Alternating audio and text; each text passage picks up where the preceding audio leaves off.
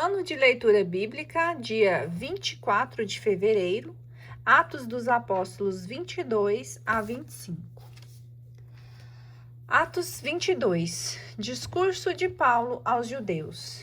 Irmãos e pais, ouvi o que vos tenho a dizer em minha defesa. Quando ouviram que eles falavam em língua hebraica, escutaram-no com maior atenção. Continuou ele: Eu sou judeu, nasci em Tarso da Cilícia, mas criei-me nesta cidade. Instruí-me aos pés de Gamaliel em toda a observância da lei de nossos pais, partidário entusiasta da causa de Deus, como todos vós também o sois no dia de hoje. Eu persegui de morte essa doutrina, prendendo e metendo em cárcere todos os homens e mulheres. O sumo sacerdote e todo o conselho dos anciãos me são testemunhas, e foi deles que também recebi cartas para os irmãos de Damasco, para onde me dirigi com o fim de prender os que lá se achassem, e trazê-los a Jerusalém, para que fossem castigados. Ora, estando eu a caminho e aproximando-me de Damasco pelo meio-dia, de repente me cercou uma forte luz do céu. Caí por terra e ouvi uma voz que me dizia: Saulo, Saulo, por que me persegues? Eu repliquei: Quem és tu, Senhor? A voz me disse: Eu sou Jesus de Nazaré, a quem tu persegues. Os meus companheiros viram a luz, mas não ouviram a voz de quem falava. Então eu disse: Senhor, que devo fazer? E o Senhor me respondeu: Levanta-te, vai a Damasco, e lá te será dito tudo o que deves fazer.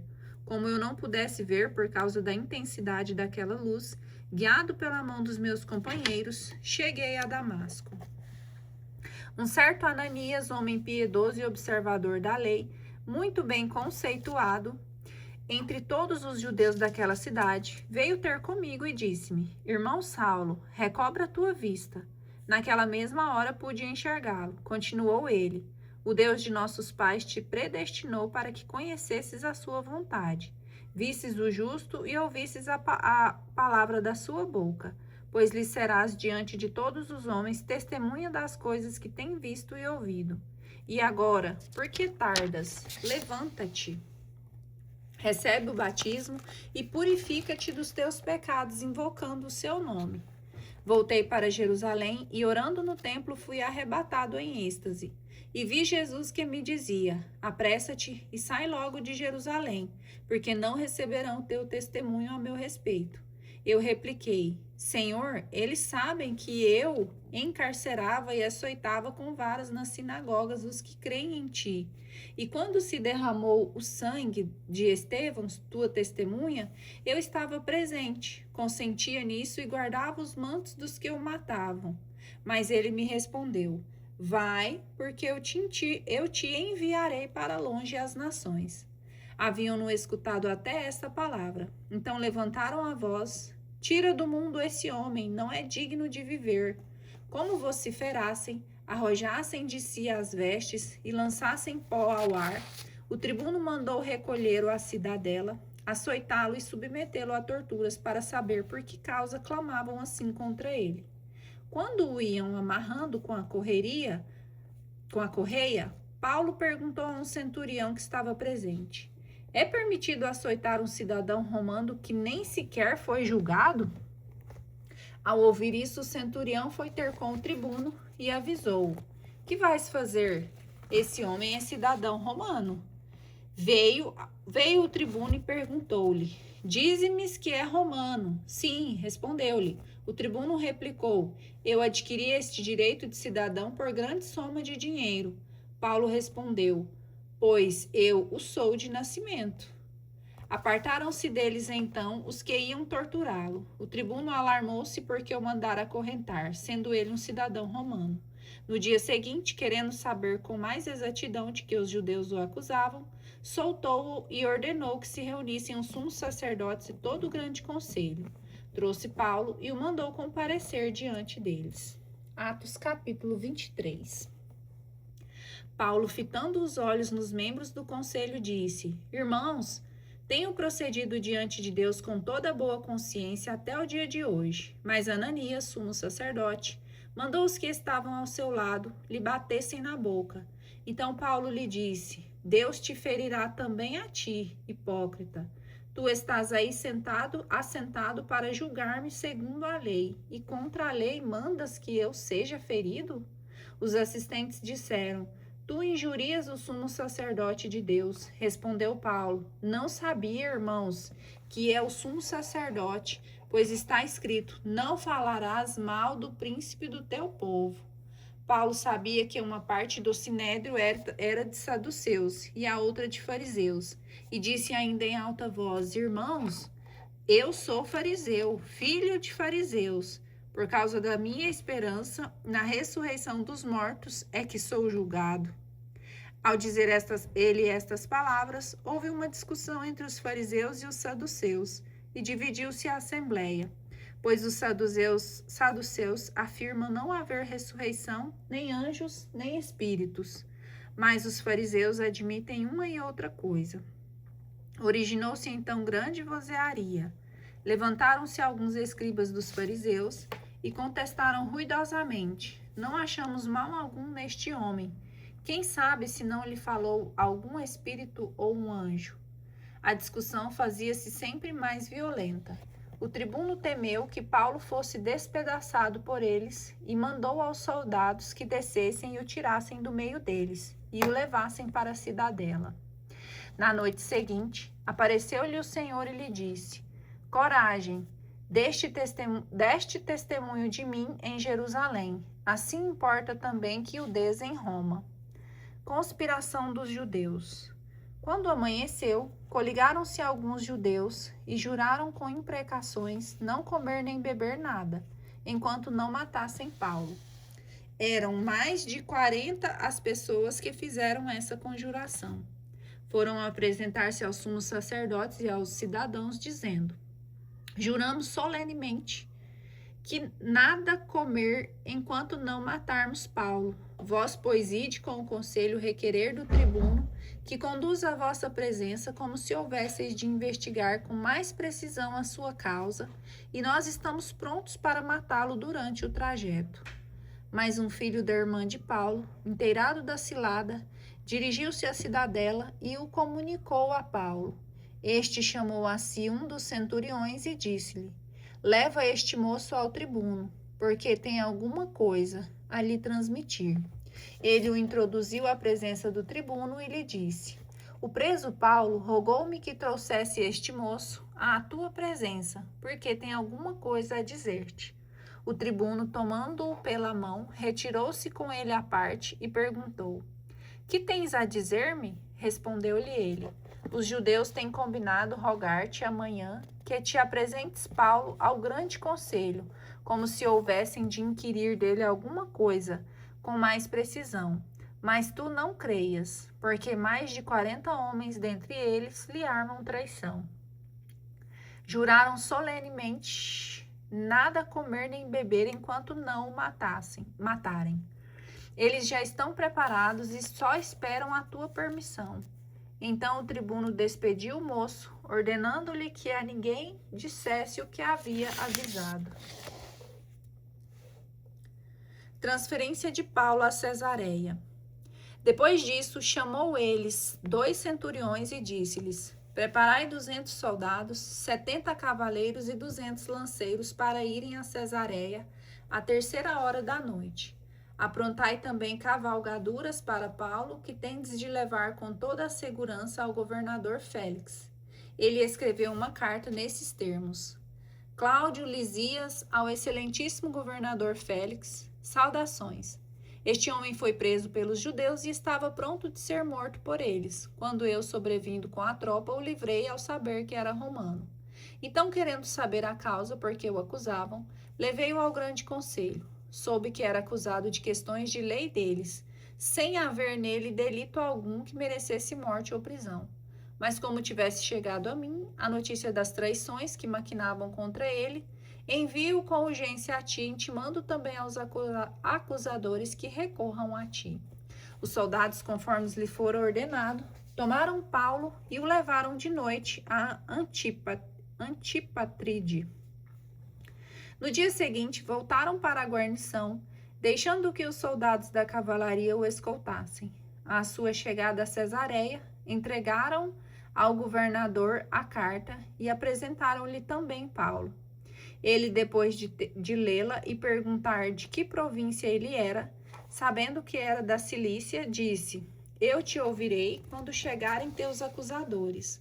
Mandou então que Paulo fosse guardado no pretório de Herodes. Processo de Paulo diante do governador Félix. 5 dias depois, desceu o sumo sacerdote Ananias com alguns anciãos e Tertulo, advogado. Compareceram eles ante o governador para acusar Paulo. Este foi citado e Tertulo começou a acusá-lo nestes termos: Graças a ti, nós gozamos de paz, e pela tua providência se tem corrigido muitos abusos em nossa nação. Nós o reconhecemos em todo tempo e lugar, excelentíssimo Félix, com toda a gratidão.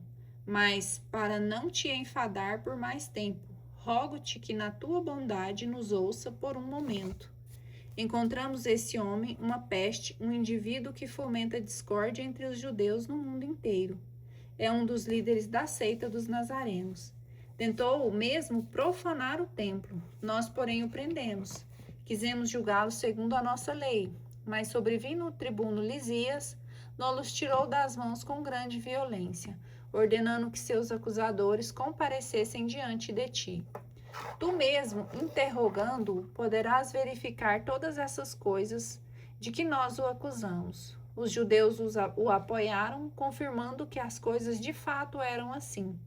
Depois disso, a um sinal do governador, Paulo respondeu: Sabendo